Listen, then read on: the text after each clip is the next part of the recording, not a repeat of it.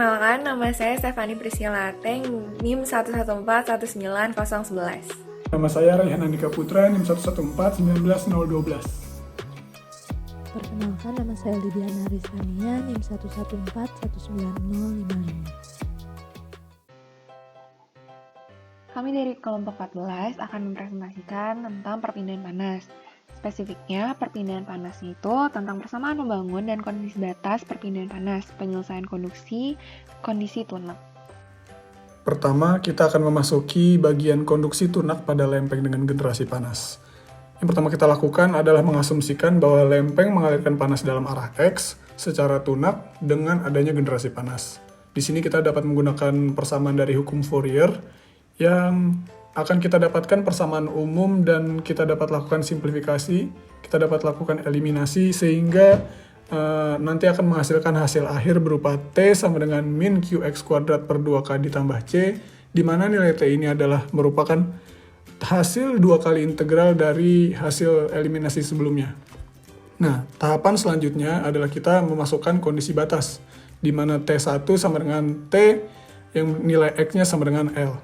Dari sini kita akan mendapatkan nilai T1 berupa min QL kuadrat per 2K ditambah C yang bentuknya hampir sama dan mirip seperti nilai T sebelumnya, dan kita lakukan eliminasi pada T dengan T1 yang akan menghasilkan persamaan berupa QL kuadrat per 2K dalam kurung 1 min X kuadrat per L kuadrat.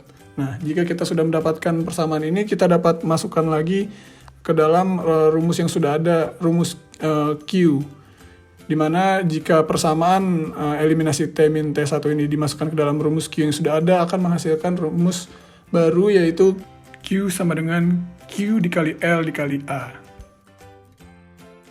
Untuk pengaplikasian pada bidang pertanian, kita dapat menghitung perpindahan panas pada proses pengomposan dengan tahapan yang pertama kita menyusun persamaan pembangun, menetapkan kondisi batas, dan juga kita menyelesaikan persamaan ini hingga mendapatkan nilai suhu dalam fungsi ketinggian.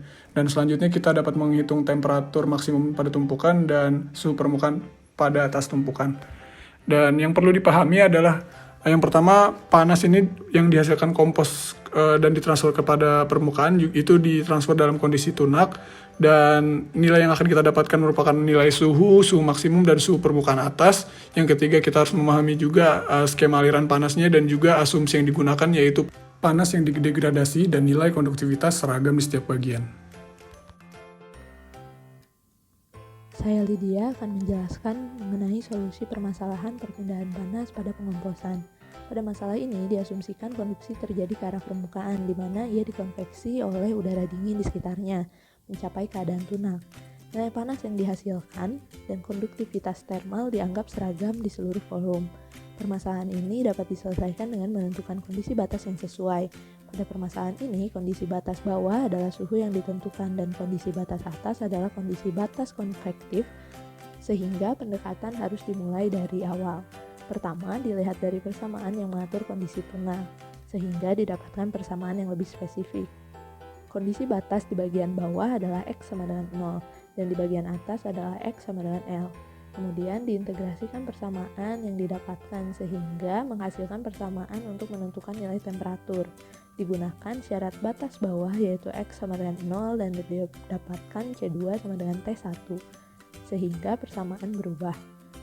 Lalu digunakan syarat batas atas yaitu X sama dengan L ke dalam persamaan sehingga didapatkan persamaan untuk mendapatkan nilai C1. Slide selanjutnya.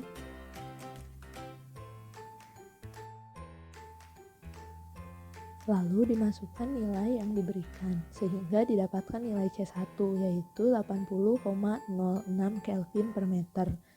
Kemudian dimasukkan nilai C1 ke dalam persamaan dan dimasukkan nilai T1 adalah 20 derajat Celcius. Ditentukan nilai X untuk menentukan ketinggian tempat di mana temperatur maksimum terjadi dan gradien suhu adalah 0 sehingga didapatkan nilai X adalah 1,14 meter. Terakhir ditentukan temperatur pada ketinggian 1,14 meter dan pada permukaan kompos yaitu pada ketinggian 2 meter. Sehingga didapatkan suhu pada ketinggian 1,14 meter dan 2 meter dalam kompos secara berturut-turut adalah 65,8 derajat Celcius dan 40,1 derajat Celcius. Pada permasalahan ini, suhu maksimum di dalam kompos lebih tinggi dari batas bawah atau suhu udara atas dengan tujuan untuk melepaskan panas yang dihasilkan, sehingga kondisi tunak dapat dicapai. Karena bagian dalam kompos lebih hangat daripada udara, batas atas juga lebih hangat dari udara. Ketinggian tumpukan dan laju pembentukan panas dapat mempengaruhi suhu maksimum di dalam kompos. Hal ini penting dipelajari karena kondisi suhu yang terlalu panas dapat membunuh mikroorganisme yang dibutuhkan untuk pengomposan. Selanjutnya akan dijelaskan oleh teman saya. Selanjutnya, masuk ke perpindahan panas tunak pada permukaan yang diperluas, seperti pada gambar yang tertera. Dan contohnya itu adalah pada sirip. Semuanya itu berawal dari persamaan perpindahan panas secara konveksi, yaitu Q sama dengan H dikali A dikali dengan T dikurangi T infinite. Dengan H adalah koefisien perpindahan panas, A luas permukaan area, T suhu area tersebut, dan T infinite adalah suhu sekitar area tersebut. Dan untuk meningkatkan nilai Q, itu dapat 3 cara, yaitu meningkatkan nilai H, menurunkan nilai T infinite, dan memeluas area permukaannya. Untuk kondisi tunak, persamaannya adalah Qx dikurangi Qx tambah delta X dikurangi dengan delta Q konversi sama dengan 0. Kemudian terdapat juga unsur AC dan K yang dapat dimasukkan ke dalam persamaan tersebut.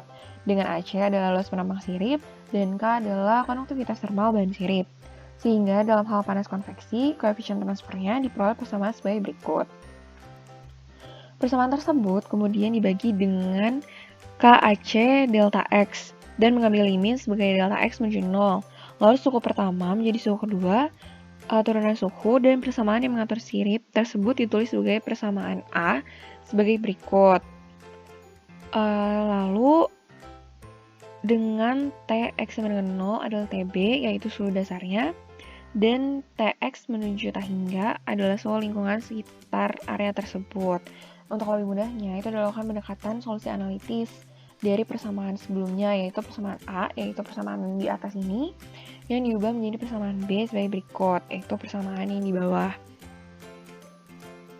Dengan menggunakan variabel suhu baru, yaitu theta sama dengan T dikurangi T infinite, dengan batasnya itu berubah menjadi persamaan sebagai berikut. Solusi untuk persamaan B sendiri, yaitu menjadi persamaan theta sama dengan C1 eksponensial mx dikurangi C2 eksponensial min mx. Dengan M kuadrat adalah HP dibagi dengan KAC. Nah, C1 dan C2 sendiri adalah konstanta yang ditentukan menggunakan batas kondisinya.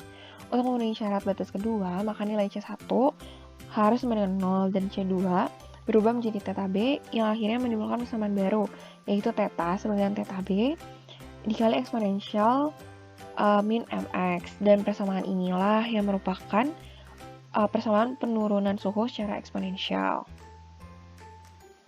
Kemudian ada juga perbandingan antara kehilangan panas dengan dan tanpa sirip, yaitu menghasilkan persamaan sebagai berikut.